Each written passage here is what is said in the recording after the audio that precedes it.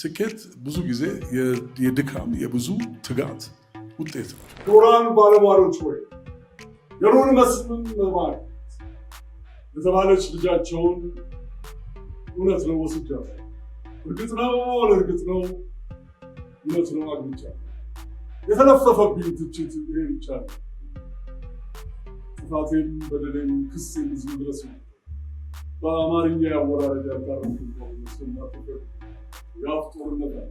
ምክንያቱም የክንዴ ቅባት 9 ወር ቢረጋም እንኳን 7 ዓመት ሙሉ ከብቷል በየጦር ሜዳው ጋር። እኔ ስኬታም ነኝ ምናምን ለማለት አልችልም፣ ምክንያቱም አላውቀውም። አንቺ ነሽ አሁን የምትነግሪኝ። እንደው ጋሻቤ ከዚህ በኋላ ትውልዱ በምን ቢያስታውስህ ነው የምትወደው? ግዴታ የለበትም። ማንንም የማስታወስ ግዴታ የለባችሁ። ግን ከሆነ እንደው ቢሆን ከሆነ አይመስለኝም። ግን ከሆነ እንደው እንትን የሚል ከሆነ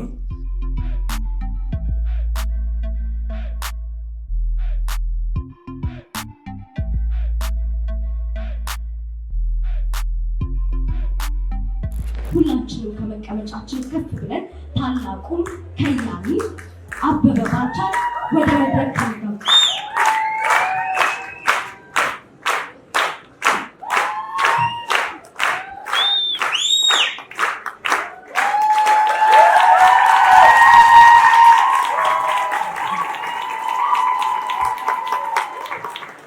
ሰው በቤቱ እንደ እንግዳ እንኳን ደህና መጣህ ብቻ አይባልም አይደለም። እንኳን በድጋሚ ለመድረክህ ለኖርክበት አበቃህ ነው የሚባለው።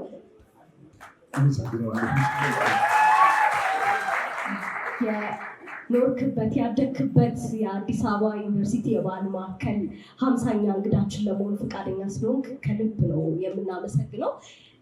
ጨዋታችንን ለመቀጠል አበበ ባልቻ ከሚል ጋሻቤ እያልኩኝ ብቀጥል። እሺ፣ ራሽያው ጸሐፌ ተውኔት አንቶን ቼሆቭ ስለ ሙያው ሲናገር የጥምር ሙያዎች ባለቤት ስለሆነ ሕክምና ህጋዊ ሚስቴ ናት፣ ስነ ጽሁፍ ደግሞ ቁባቴ፣ አንደኛዋ ስትሰለቸኝ ወደ አንደኛዋ ሄዳለሁ ይላል። ኪነ ጥበብና ህግ ለአበበ ምንና ምን ናቸው? ለእኔ ህግም ጥበብም እየፈርጃቸው ናቸው።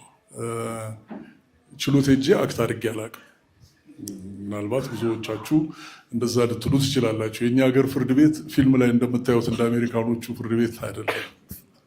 ዳኛው የመጨረሻው ናቸው። በደንብ አድርገህ ማክበር አለብህ። እጅ ነስተን ብለን ነው። የእኩል ቤት አይደለም እና ኃይለኛ ነገር ነው። እሱን ራሱን የቻለ ነው። ፍርድ ቤት በምትቀርቢበት ጊዜ አዘዛናት ግን ብዙ ነገር በቢሮ ነው የሚያልቀው። በጣም ነው የምወደው ህግን። ሁልጊዜ አዲስ ነገር። እርግጥ እኔ በነበርኩበት ጊዜ አሁን እንዳሉት ልጆች አልታደልኩም ብዙ ነገር ለመማር። አሁን እንግዲህ እኛ አሁን ለምሳሌ ስንማር የሳይበር ክራይም የሚባል ነገር አልተማርንም። ሳይበሩ ስላልነበረ አልተማርንም። አሁን ሰፊ የሆነ የእውቀት ገበታ ነው ያላቸው ልጆቹ አሁን የሚማሩት። ለእኔ ህግ በራሱ ነው፣ ጥበብ ደግሞ በራሱ ነው። ሁለቱም የራሳቸው የሆነ ዲሲፕሊን አላቸው። ሁለቱም ግን የሚፈልጉት አንድ ነገር አለ፣ እሱም የመንፈስ ንጽህና ነው። ሁለቱም ከሌላችሁ ሁለቱም ጋር አትምጡ፣ ምንም አታረጉ። እንደው እዚሁ ላይ እንቆይና ችሎትና መድረክ ገጥሞብህ ያውቃል? አንድ ሁለት ጊዜ ነው። ይሄን ያህል እንትን አለም። አንድ ጊዜ አንዱ ዳኛ ይሄ የፈረደበት አስናቀ የሚባል ካራክተር እሱ አለ እና ሲያዩ መሳቅ ጀመሩ። ገና ሲያዩ በኋላ ምንም እንደማላመልጥ ሳቅ ነገሩን ብቻ በምርመራ እንዲያሳልፉት አደረኩኝ። ከዛ በተረፈ አንዳንድ ጊዜ አልፎ አልፎ የሚደርስ ነገር አለ። የሁለቱን ነገር ስላልሽ ነው። አንደኛው ይሄንንም ብዙ ጊዜ ተናግሬዋለሁ፣ ግን ደስ ስለሚለኝ ነው። አንድ ህጉ የሚለው ምንድን ነው? የሰራተኛ ህጉ ሰራተኛ ሲያጠፋ የምትቀጭበት ደረጃና ሁኔታ አለ። አውራ ጎዳና ነው ብዙ ጊዜ ነው የኖርኩት። ህይወቴን ከለወጡት ነገሮች አንዱና ቦታ አውራ ጎዳና ነው። እሱ ራሱን የቻለ ታሪክ ነው።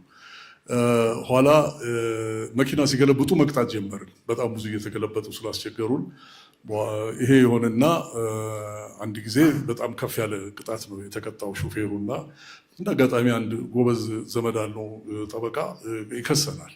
ኋላ እኛ በቀጣ ነው በመንግስት አስተዳደር ስርዓትና ህግ መሰረት ነው ምናምን ብለን አጭበርብረን ማለት ይቻላል አለፍን። ሁለተኛ ሶስተኛ ጠቅላይ ፍርድ ቤት ተዘዋዋሪ ችሎት ነው። እዛ ሐዋሳ ነው። እዛ እንግዲህ ፍርድ ቤቶቹ ሰው እንዳይጉላላ ብሎ ጠቅላይ ፍርድ ቤቱ ይዞር ነበር አንድ ወቅት ላይ እዚህ ሀገር ላይ እና ስንሄድ ቀርባለሁ እነጋገራል እንደዚህ በኋላ ዝም ብሎ አዳመጡኝ ዳኛውና ሊወጣ ስለ አንተ ተመለስ አሉኝና እናንተም የተማርን የምትሉትም በልምድ የመጡትም ሁለታችሁም ማጭበርበራችሁ ትችላለች ይቺ ሀገር አሉ። የለም እኮ ጌታ ያበልበልበል በእንግሊዝኛው ቅጣት ምንድን ነው አሉ። እሷን ነበር ማለት ያልፈለግኩት። ፋይን ነው የምንለው እኛ። ፋይን የተወሰነ ነው በህግ የደሞዙን የተወሰነ ፐርሰንቴጅ ነው መቅጣት የምትችሉ በለው ክፈሉት ምናምን አሉ። እሺ አልኩኝ። እኔ ምንም አላልኩም። ከዛ አፈጻጸም ይባላል እንግዲህ ከተወሰነለት በኋላ ሰውየው ወዲያውኑ አጣደፈና አፈጻጸሙ መጣና እሱ ደግሞ ሮብ የሚባል ቦታ አለ ባሌ ከጎባ ጎን ያለች ከተማለች በጣም ደስ የምትል ከተማ እዛ ነው። እዛ ቀረበ። ኋላ ዳኛው ቁጭ ብለዋል። ስማቸውም ትዝ ይለኛል መጥራቱም ስለማልፈልግ ነው። ኋላ ገንዘቡን ይዘህ መጥተሃል ወይ አለ። አይ እኔ ነገረ ፈጅ ነኝ ጌታዬ፣ ገንዘብ ይዤ መዞር አልችልም። ስለዚህ ገንዘብ አልያዝኩም። ጥሩ እንግዲያውስ ትታሰራለህ። አይ ጌታዬ እኔ ያልኩት ነገረ ፈጅ ነኝ፣ ብታሰርም ዞር ብሎ የሚያይን ሰው የለም። ባይሆን እንግዲህ እና ምን ይሁን ይሄ ሰውዬ ተበድሏል፣ ገንዘቡ ክፈል ተብሎ ተወስኗል። ምን ያህል እንግዲህ ምናልባት አለቆች ይሄ ትዕዛዝ ቢደርሳቸው ቶሎ ሊፈጸም ይችላል። ጥሩ ነው አሁን ጥሩ ነው ያልከው። እሺ በል አለቃህ ማን ነው ሲለኝ ቶሎ የመጣልኝ ስም የሚኒስትሩ ስም ነው። ካሳ ገብሬ ናቸው። የሚታሰር ሰው ነው ያልኩ።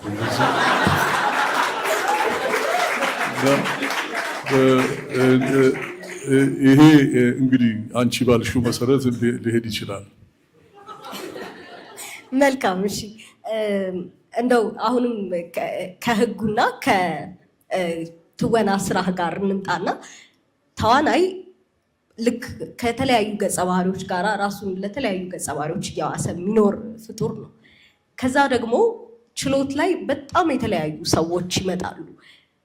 አንደኛው ተዋናይ ልክ የሆነ ስራ ሲወስድ ካራክተር አናሊሲስ ይሰራል። እነዛ ችሎት ላይ የሚመጡት ሰዎች ለካራክተር አናሊሲስ ከዛ ደግሞ ችሎት ላይ ስትቀመጥ ደግሞ የካራክተር አናሊሲስ የመስራት ልምድ ሰዎች ጋር ለመግባባት ተመጋግበው ጠቅመው ያውቃሉ? አሚን ሁላችንም እዚህም ያለነው ተዋናዮች ተፈሪም ሊነግርሽ ይችላል። ይሄንን በምንሄድበት ጊዜ ሁሉ ጊዜ ኦብዘርቭ እናደርግ። አሁን ኦብዘርቭ አደርግሻለሁ፣ አሁን አዳምጥሻለሁ። ዋናው ነገር መደማመጡ ነው። አያለሁኝ ሰዎቹን እናያቸዋለን። አሁን አንዳንድ ጊዜ አስናቀ የሚባል እንደዚህ አይነት እብደት ምናምን ይሉኛል። ብዙዎቹን አያቸዋለሁ፣ ፍርድ ቤት ያገኛቸዋለሁ። ብዙ አስናቀን ብዙ ጊዜ ያገኘዋለሁ፣ መንገድ ላይ ያገኘዋለሁ። ስለዚህ that's what we do እና ያ ያለ ነገር ነው። በሌላም ነገር እንደዚህ ታያለሽ። ምክንያቱም ምንም አዲስ ከሰማይ ወይም ከመሬት የምናወጣው ነገር የለም። ተዋናይነት ስራ አይደለም፣ ስጦታ ነው። ከብዙ ነገሮች በላይ የሚሰጥ ነገር ነው። ስለዚህ በጥንቃቄ የምትይዥው ነገር ነው። ምን ማለቴ ነው? የሶሳይቲውን ነጸብራቅ ነሽ፣ ሪፍሌክሽን። ምንም አዲስ ነገር የለውም። በዛ የተነሳ ሁል ጊዜ እናያለን። መልካም። አሁን ደግሞ ወደ ትወና ልምጣና ትወና ላይ በጣም ወርሰኸው ማውጣት ያቃተህ ገጸ ባህሪ ኖሮ ያውቃል? መላቀቅ ያቃተህ ገጸ ባህሪ? ከዛ ደግሞ ሰዎች አንደኛው አስናቀ ነው። ከዛም ደግሞ ሌሎችም ገጸ ባህሪዎች ሰዎች አእምሮ ውስጥ በጣም ከመሳላቸው የተነሳ የግል ህይወትህ ድረስ መጥቶ የነካ በተመልካች ምክንያት የነበረ ገጸ ባህሪ? እንግዲህ ምን መሰለሽ ይሄንን ተበሪም ልነግርሽ ይችላል። ለምሳሌ ከአንድ ካራክተር ወደ ሌላው ስንሄድ ይሄኛውን ትተሽው ነው የምትሄጂው። ምክንያቱም ዋናው ቁም ነገር የምንጫወተውን ባህሪ አንዳኛው ጥሩም ነው ክፉም ነው ብለን ዳኝነት ውስጥ አንገባም። እኛ ያንን ነው የምንጫወተው። ስለዚህ ኦቴሎን ስሰራ በጣም ከፍ ያለ የሼክስፒር ስራ ነው። ደስ ይለኛል፣ ሁላችንም ደስ ይለናል። ግን ያቆማል እዛ ላይ እንትን ውስጥ ትተነው ነው የምንሄደው። ብዙ ጊዜ መድረኩ ላይ እዚህ ከጀርባ ልብሳችንን ስናወልቅ ይወልቃል። ምክንያቱም ይዘሽው ልትሄጂ አትችይውም፣ ይገልሻል። the same with everything እና እንደዛ ነው። በህይወቴ ውስጥ ሰው ሊል ይችላል፣ ሊል ይችላል፣ ሊቆጣ ይችላል፣ ሊያኮርፍ ይችላል። አንድ ጊዜ ትዝ ይለኛል እኔና ሱራፌል በእግራችን እንሄዳለን። እሱ እያጎ እኔ ሆቴል ነው። ሱራፌል በጣም ኤክስፕሬሲቭ የሆነ ልጅ ነው ሲያወራ እና እንደዚህ ምናምን ይለኛል። በኋላ በመኪና የምታልፍ ሴትዮ ላቆም እዚህም ታዳምጠዋለህ አለች። ብቻችን ጎዳና እንደዛ አይነት ነገር ሀፕን ሊደርስ ይችላል። ግን ይዘሽው አትሄጂም። መልካም። አንተ የሰራኸውን እንደ እድልም ሆኖ ከታላላቅ ከያንያን ጋር ነው። ጋሽ ጸጋዬም የራሱ የሆነ ጥሩ ነገሮች አሉት የሚወረስ። አንተ ደግሞ በየመድረኩ እንኳን ስትወጣ መጽሐፉን ነጥለኸው ማትወጣው ገጣሚም ጭምር ነው። ከዛ ደግሞ ጋሽ አባተ ከታች ጀምሮ ጠፍጥፎ የሰራኝ በቲያትር እሱ ነው ትላለህ እና አንተ በብዛት የምትታወቀው ትወናው ላይ ነው። እነሱ ገጣሚ ናቸው፣ ጸሐፌ ተውኔት እንዲሁም ደግሞ አዘጋጅ ናቸው። የእነሱ ተጽዕኖ አድሮብን እነሱን ለመሆን ሞክረህ የምታውቅበት ጊዜ አለ ወይም እንድትሆን ያደረገ ጊዜ? የለም።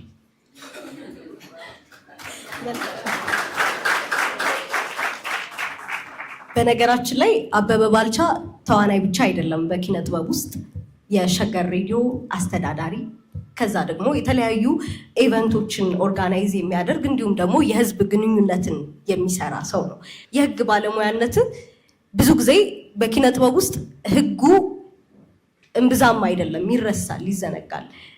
አንተን ምን ያህል ጠቅሞሃል ይሄ ነገር? የህግ ባለሙያነትን ለእነዚህ ሙያዎች ምን ያህል ግብአት ነበረ?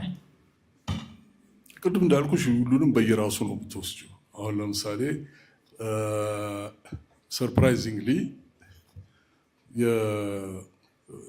የሬዲዮ ባለቤቱ አሉ እዚህ ላፊም እንዳልናገር እና ግን ጥብቅናውን አልሰራም። ጠበቃ ቀጥረን ነው የምናሰራው። ለምሳሌ የተውኔት ስራ ብሰራ እና ስሰራ ብዙ ጊዜ አልፈራረምም ሞስከዝዝ። ምክንያቱም ግን ብፈራረም እና ተለቅ ቢል ለሌላ ጠበቃ ሳየዋለሁ። ምን ማለት ነው? ዶክተር ራሱን እንደማያክሙ በሽታውንም ቢያክም ልክ እንደዛው ነው የማየው። ሌሎቹም ላይ እንደዚሁ በየራሳቸው ነው የምታስቀምጪው። ሁለቱም ከቀላቀልሽ ማለቂያ የለው። በጣም ጥሩ። ሸገርን ካነሳ ነው እዚሁ ላይ ስለ ሸገር በጣም ተወዳጅ የሆነ ትልቅ ሬዲዮ ጭምር ነው። ይህንን የሬዲዮ ጣቢያ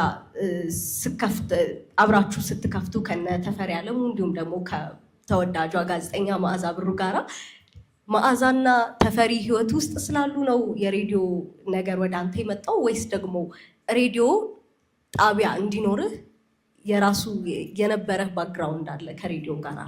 የለም፣ እነሱ የሁለቱ እሱና ተፈሪ መዓዛን አርፋ ከተቀመጠችበት ጎትቶ ሬዲዮ ጣቢያ የወሰደው እሱ። ይህን እሱን ስጠይቂው ወይም ነግሮሻል ወይም ወደፊት ይነግርሻል።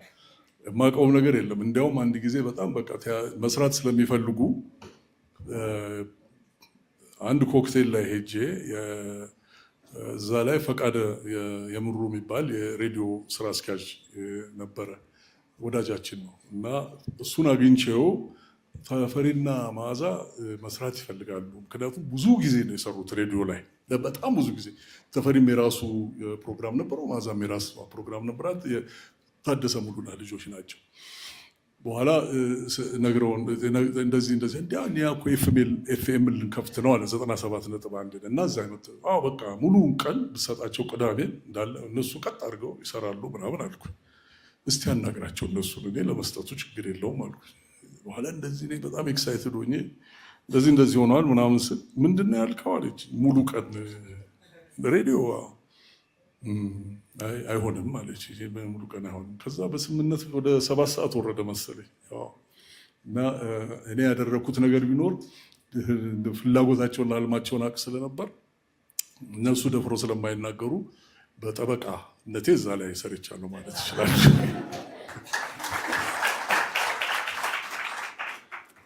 መልካም። እሺ መዓዛን ካነሳናት ደግሞ ባለቤትህም ጭምር ናት። የምንገኘው አዲስ አበባ ዩኒቨርሲቲ ነው። ከዚህ በፊት ደግሞ ስታወራ እዚህ ነው የተገናኛችሁት እና እስኪ እንደው ጥቂት ነገር በለን ስለ መዓዛ ባንተ አይን ማለት ነው።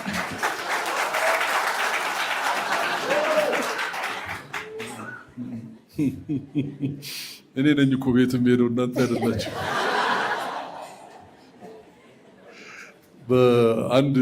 ለአንድ ትዳር በጥሩ ሁኔታ መቀጠል ዋናው ምክንያት በውስጥ ጉዳይ ጣልቃ ለመግባት ነው። ስለዚህ እሷ የስፋነች እሷ ስትመጣ ጠይቂ፣ እኔም የራሴን ነው። ዩዥዋሊ እንዲህ አይነት ነገር ብዙም አይስማማኝም። ስለዚህ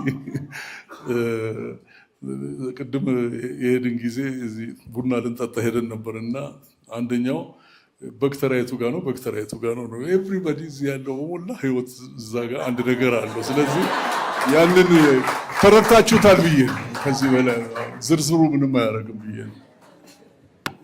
መልካም። እሺ ከትዳራችሁ ውጭ 90% መዓዛ 10% ጋሻ ባተ ናቸው ውስጥ ያሉት ስትል ሰምቻለሁ ከዚህ ቀደምና ከሙያ አንፃር ምን ያህል ሰፖርቲቭ ነበረ ይሄኛው ትዳር? ከዛ ደግሞ እንደው እንደ ወጣት ምን አይነት መንገድን መከተል ትጠቁመናለህ አንተ ባለፍክበት ልክ?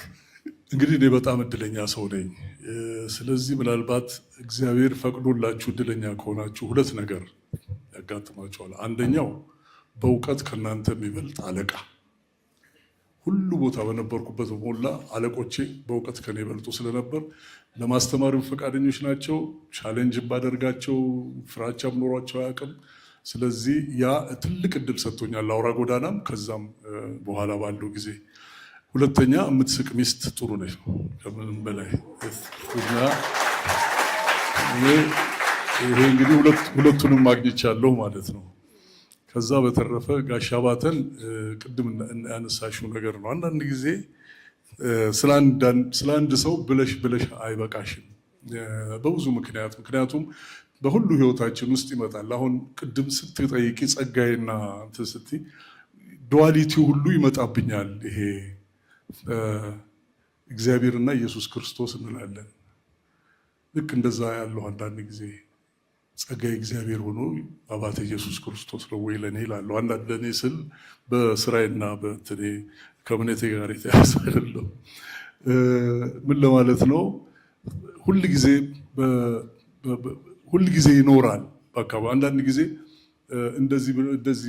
እንዲሁ ቢሆን እላለሁ። አሁን ትናንት ቅዳሜ ዕለት የጋሻ ባተን ሴት ልጅ ውቢትን ቹቴ ነው ምንላት አገኘኋት እና ገና ሳያት ነው ተለውጣለች ትንሽ፣ ግን ወዲያው ነው ቹት ምናምን ብያለሁ። እሷም እንኳን አገኘው እንግዲህ ከተያየን እሱ ካረፈ በኋላ አይቻትም አላውቅም። ወዲያውኑ ግን ቲያትር ውስጥ ነው የገባችው እና የኔ ልጅ ደርሷልና የአያቱን ፈልግ ስለሚከተል መቼ ነው ይዤው መጣሁ አንተ ጋር አለች። አይ እኛ ሁል ጊዜ እምቢ አንለውም አይደለም ሜጫ። ስለዚህ ሜጫ ማለት ተስፋዬ ማለት ነው። አዎ እና ለሱ ነግረዋለሁኝ አልኳት እና ግን ገረመኝ። ምክንያቱም ሂዝ ኦልዌዝ ዜር ሳስበው ነበረ። አንድ ቀንም ወይም 2 ቀን ቢበዛ አስበዋለሁ እና እንደዛ አይነት ነገር ነው ያለውና መዓዛ ብርሃኔ ነኝ ሁል ጊዜ ምን ያለች ሺዝ ማይ ቬሪ ጉድ ክሪቲክ።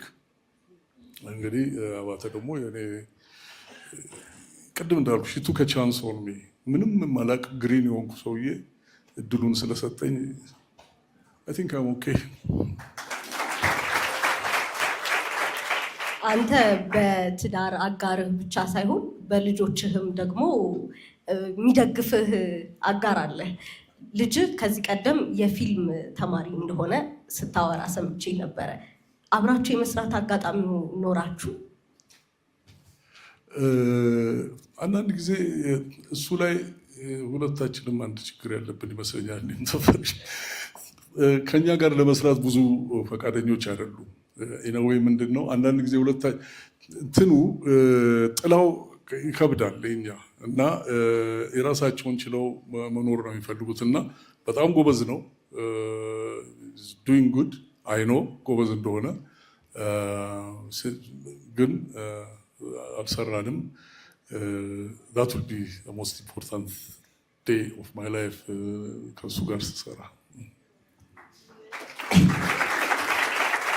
በጣም አሪፍ። እንግዲህ ከመድረክ ከጠፋህ ሰንበትበት ብለሃል። ወደ መድረክ ብትመለስ ምን ተውኔትን የትኛውን ገጸ ባህሪ ወክለህ መጫወት ትፈልጋለህ?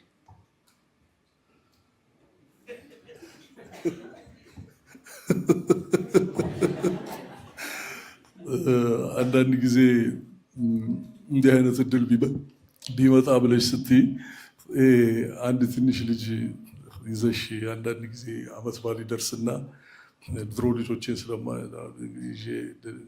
ኬክ ቤት እንሄዳለን እና ይሄንን ያንን ይላሉ። የሚበሉትን ምን ልካቸውን አውቃለሁ፣ ግን አይበቃቸውም። ላይክ ፈረንጆቹ እንደሚሉት አኪዲና ካንዲ ስቶር ይላል እና ምኑን እንደምነግርሽ አላውቅም፣ ግን እንደው አሁን በዚህ እድሜ ብጫወተው ደስ ይለኛል የምለው የእናት ዓለም ጥርኑን ደንበልን ነው።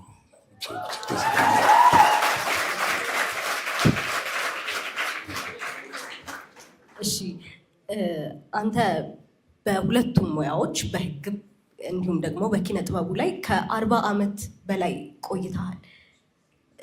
ብዙ ስኬት አለ በሁለቱም። የማይረታ ሰው ነው በህግም ትባላለህ፣ በተውኔቱም ደግሞ በፊልሙ የተዋጣልህ ነህ። ስኬት ለአንተ አንድ ጊዜ ጋሻ ባተ ይህንን አታድርግ ሲለኝ እንደበቃው ተሰማኝ ትላለህ እና ስኬት አታድርግ መባል ነው ለአንተ። ለእኛ ለዘመናችን እንዴት እንውሰደው ስኬትን? 40 ዓመት በስኬት መሄድ በጣም ቀላል ነገር አይደለም። ምን ትመክረናለህ? ከዚህ ምን ይዘን እንውጣ? ይሄ በዚህ ሰዓት በዚህ ሁኔታ ውስጥ የምትጠይቂኝ ጥያቄ ሊሆን አይችልም። ማሰብ አለብኝ ለእንዲህ አይነቱ ነገር። ግን አሁን ለምሳሌ ቅድም ያልሽው ነገር አለ። ትልቁ የአንድ ዳይሬክተር ችሎታ ብለን የምንለው እንዲህ አድርግ ስላለሽ አይደለም፣ እንዲህ አታደርግ ስላለሽ ነው። እና ያንን መለየት መቻሌ የመጀመሪያው ይሆናል። ከዛ በተረፈ ግን ስኬት ብዙ ጊዜ የድካም የብዙ ትጋት ውጤት ነው። አንዳንድ ጊዜ ዝም ብለን ዘለን አይደለም ስቴጁ ላይ የምንወጣው፣ ብዙ መከራ አለው። እሱን ማወቅ ያስፈልጋል። ከዛ በተረፈ ግን ዩዥዋሊ ዱ ዩር ቲንግ፣ የምትችውን ነገር እግዚአብሔር የሰጠሽን ጸጋ ችሎታ፣ ቅድም እንዳልኩሽ ችሎታ ጸጋ ነው፣ ከሌላው ላይ ወስዶ ነው አንቺ የሰጠሽ። ስለዚህ ያንን ያለመታከት አምነሽ መስራት። ከዛ በኋላ እኔ ስኬታም ነኝ ምናምን ለማለት አልችልም፣ ምክንያቱም አላውቀውም። አንቺ ነሽ አሁን የምትነግሪኝ። እርግጥ አንዳንድ ቦታ ሲሄድ ለምሳሌ ከሲሳይ ቀድሞ ቡና ምናምጣ ሊሉኝ ይችላሉ። ምክንያቱም እሱ መድረክ ላይ ስላልወጣ የኛ ጓደኛ ነው።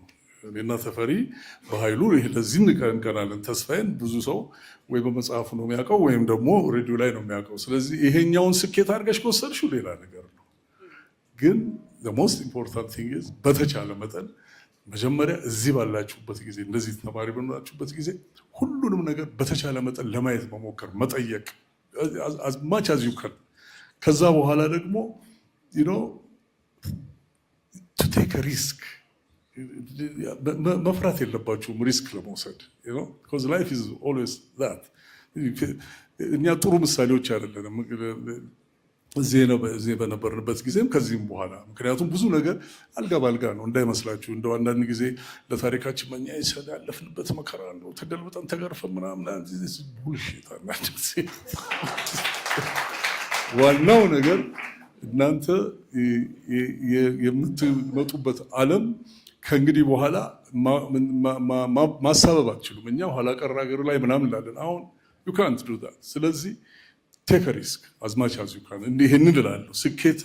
ስኬት ከሪስክ ጋር የተያያዘ ነገር ነው። ቴክ ሪስክ አንዳንድ ጊዜ አይ እኔ ዝም ብዬ ጠጋ ብዬ ያንኑ ህጌን ልስራ ብዬ ብል እችላለሁ። በህግም መስራት አይ ይሄን ህጉን ትቼ ግን ሁለቱን አጣምጄ እሄዳለሁ ማለት አይ ቱክ ሪስክ እና that's how I see it። መልካም እንግዲህ ወደ መጠቅለያ ጥያቄያችን እንምጣና አሁንም እንደው ምክር አዘል ነው የማደርገው ጥያቄ። ሁለቱም ያለህበት ሙያ ዲሲፕሊን የመጀመሪያ ተቀዳሚ ጉዳያቸው የሆኑ ሙያዎች ናቸው። ሁሉም ሙያ ስኬታማ ለመሆን ዲሲፕሊን ይጠይቃል። አሁንም እንዳወራኸው ነው። ግን አንተን የጠቀሙ በደንብ ስኬታማ እንድትሆን ያደረጉ ምን አይነት ዲሲፕሊኖች ነበሩ ለሁለቱም ሙያዎች?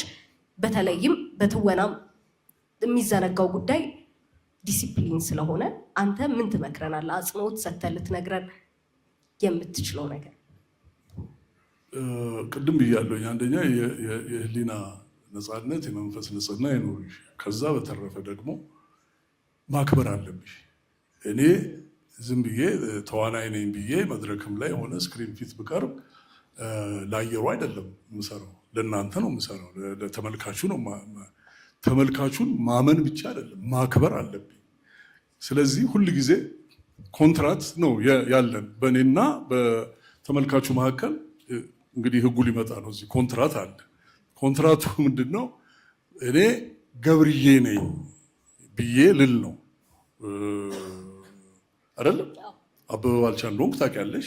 ግን መተሽ እሑድ ቀን፣ ሐሙስ ቀን፣ ማክሰኞ ቀን whatever the day ቲያትር ቤት ውስጥ ገብተሽ እኔን ስታይ እኔም ለብሼ ምን ብዬ ገብርዬ ሆኛለሁ። አንቺ አንቺን የኮንትራት ኦብሊጌሽን ተወጥተሻል። መምጣት ነው አንቺ አስፈላጊ ከሆነ መሰለፍ፣ ከዛ በተረፈ መምጣትና መግባት ነው። እኔን ተወጥቻለሁ ወይ?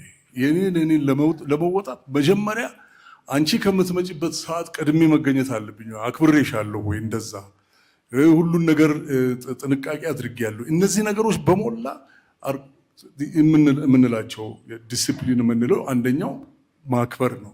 ባለጉዳዩን አከብረዋለሁ። ምንም ይሁን ምን እኔ ጋር ሲመጣ አምኖኝ ነው እኔ ጋር የሚመጣው። ያንን ትረስት ያንን እምነት የምችለው መሆኑን ከተቀበልኩት በኋላ ምንም ነገር የለም። ህጉም ይፈቅድልኛል። በዛ ሰውዬ ጉዳይ በማንኛውም መልኩ እንኳን ልጠየቅበት አይገባም። እሱ ነው ሊጠይቀኝ የሚገባው። ያ እምነት ካለኝ፣ ያ ዲሲፕሊን ካለኝ፣ ዲሲፕሊን ያልሽው አንደኛው ይሄ ነው እምነቱ።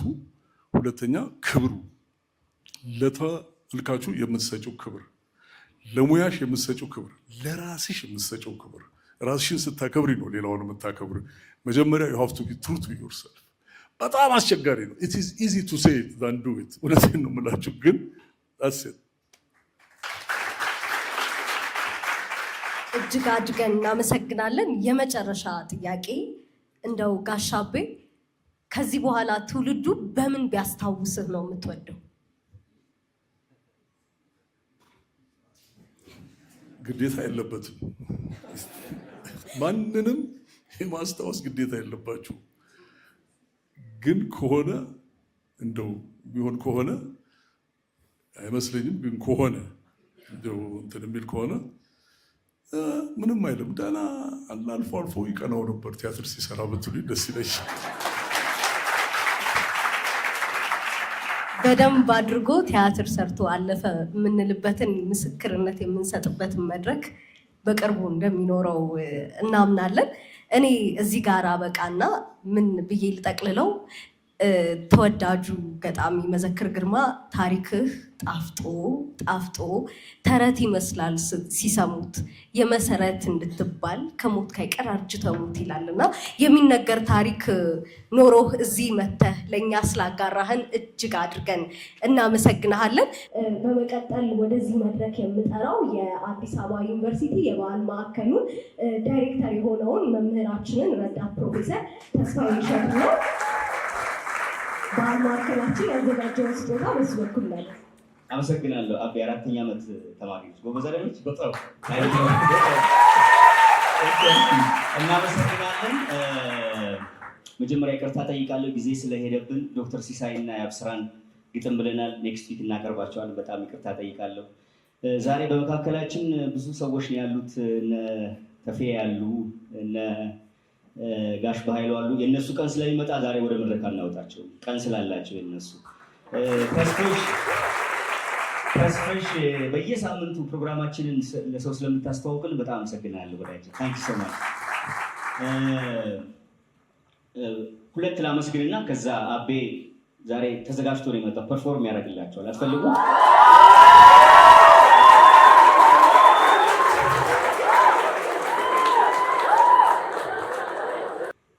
አቤ አንተን ሳስብ የአቤና የኔ መሀል አንድ አባተ መኩሪያ የሚባል ጓደኛ ነበረኝ። አባተ መኩሪያ ማለት በሱና በኔ እድሜ መካከል ያለው ልዩነት የኤክስፒሪየንስ የእውቀቱ እንደ ውቅያኖስ ነው። ግን ጓደኛዬ ነበር። አይገርም? ሞት ክፉ አይደለ ወሰደው። አንድ ጓደኛዬ ምን ይላል? ተፈጥሮ ለግለሰብ ደንታ የላትም ይላል። ደንታ ቢኖራት ለግለሰብ ጋሽ አባተን እንትን ትለው ነበር፣ ትተው ነበር። ኤኒሃው ጋሽ በጣም የልብ ወዳጄ ነበር። ከጋሽ በኋላ ያገኘሁት አቤን ነው። አቤ ከሱ በኋላ ሜጫ ይለኛል። እኔ ሜጫ ሲሉ ሰዎች ጋሽ አባተን ስለማስታውሰኝ በጣም ደስ ይለኛል ሜጫ ስባል። ስለዚህ አትፍራ አቤ፣ ሜጫ ስትለኝ በጣም ደስ ይለኛል። ከዛ በኋላ አቤ ውጭ ሀገር ልሄድ እንደዚህ ገንዘብ ቸግሮኛል እና እሰጥሃለሁ። አቤ እንደዚህ ተቸገሩ፣ ችግር የለምና አቤ እንደዚህ ፈልገው አለባከና ምን ችግር ይመጣላቸዋል። አቤ እንደዚህ አቤ ሁሌ ስደውልልሽ ስለምትለኝ የልብ ወዳጅ ስለሆንክ አመሰግናለሁ። ሁለተኛ አሁን እንደ ባህል ማዕከሉ ስናገር የተከበርክ የተወደድክ አበበ ባልቻ በኢትዮጵያ ዘመናዊ ኪነ ጥበብ ውስጥ ስላደረግከው አበርክቶ የአዲስ አበባ ዩኒቨርሲቲ ባህል ማዕከል 50ኛ ሳምንት እንግዳችን ስለሆንክ በጣም በምትወዳቸው መምህራኖች እዚህ ስለነበሩ በእነሱ ስም የአዲስ አበባ ዩኒቨርሲቲ ባህል ማዕከል ስጦታ አዘጋጅቶልሃል።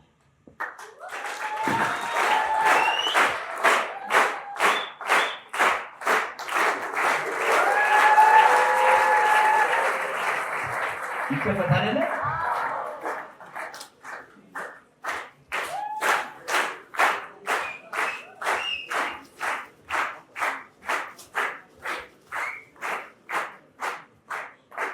ስላከበርከን እናመሰግናለን። ሌላው አቤ ሁላችሁም ያላስተዋላችሁት በተለይ አዳዲስ እንግዶቻችን አቤ አንተ ቁጭ ካልክ በኋላ አንድ ሳሊ ቁጭ ብሎ የሆነ ነገር እየሳለ ነበር። ሰርፕራይዝ ሊያደርግህ እኔው ስለዚህ ወደ መድረክስ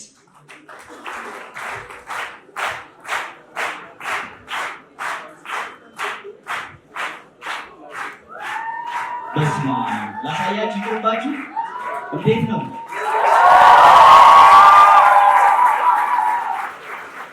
ይህንን ስጦታ ሁሌ እንግዳ በመጣ ቁጥር የሚስልልን ስለሺ ነው። መጀመሪያ ስለሺን አመስግኑ። ስለሺ በአዲስ አበባ ዩኒቨርሲቲ የባህል ማዕከል ስም ይህንን ስጦታ ለአቤ ይሰጠዋል።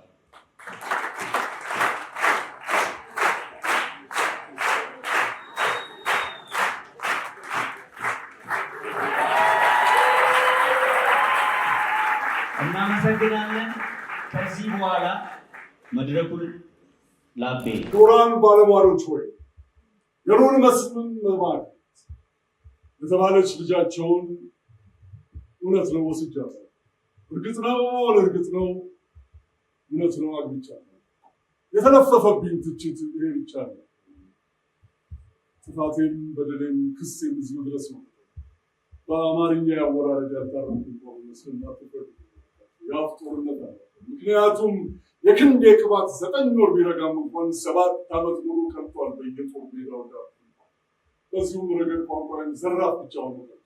ዓለምን በነገር ፈትን ማናውሱ ተስሎ ስለዚህ የወንጀሉን ዝርዝር ባጭሩ ሪፖርተው በጠበቃ እንካሰላንቲያ አፌ ባይተዋል ሆኖም ጥንቆላ፣ መተት፣ ድግምት በተባሉ ዝርዝር ወንጀሉም ሐሰት ቢሆን ሐሰቱም እንዳያገኝ እንዳስረዳ ፈቀዱ ስለልና ስለሷ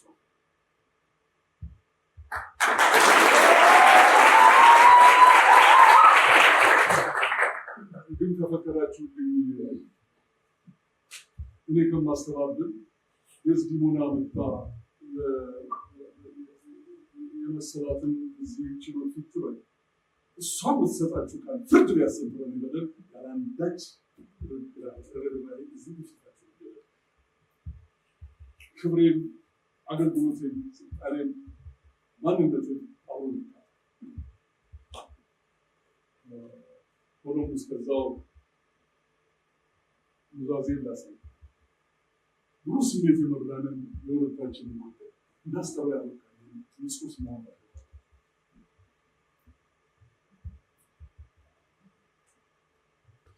አባቷ ይወዱኛል። ብዙ ጊዜ ጋብዘው ቤታቸው በሄድኩ ቁጥር ታሪኬን ይጠይቁኛል።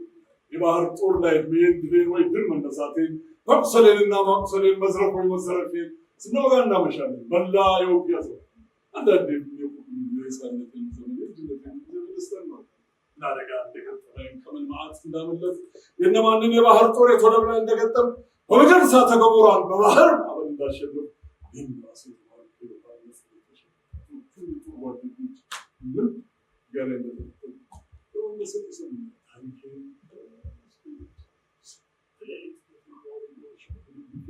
ከበረሃው እንዴት እንዳል በአሸዋ ዙሪት ተልቄ ሰማይ ጠቀስ የነበረ ያረት ተራራ ሳቋረጥ የጉርጥ ሰንሰለት ሰንሰለት ነፍሴ ሳይሰበረት ሳትሰለች አውራ እንስሳ ሰው ስለሚበሉ ሰዎች መጽሐፍ ስለሚመስሉ ስለሚለሰው ዘሮች ስንቱን ጉዴን ስዘረዝም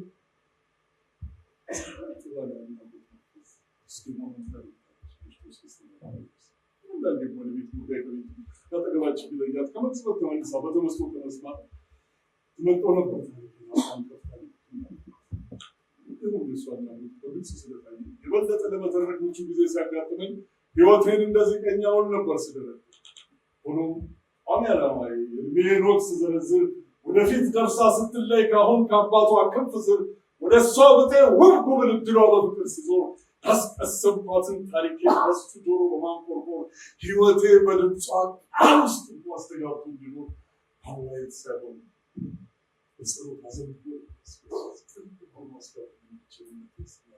ጉንስና ዘመን እንዳሳልፍ አንዳንዴ ጭጭም ሆነ ተጻፍኩት ቡና ወሬ ርቆ ባንኩ ልክ እንደቆልሽ ድምፄ በልማድ ብቻ ጆሮቿ ላይ ሲንኳኳ ሳሸፍታት ይታየኛል። ስሜቷን ለመግለጽ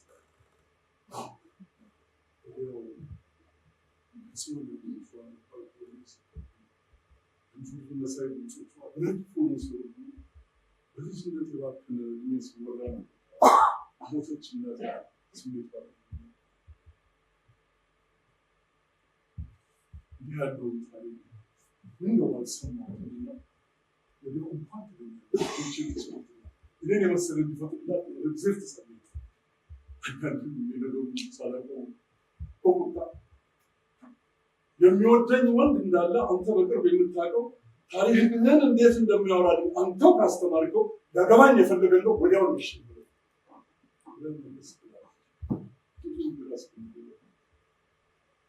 ስለሱ አምናቆ ይሆን አደጋና በመከራ ላሳለፍኳቸው ዘመናት የዝዲሞና ወርዳለ ግን ፍቅሯ ያሳዝናል። ፈንታ ይሆን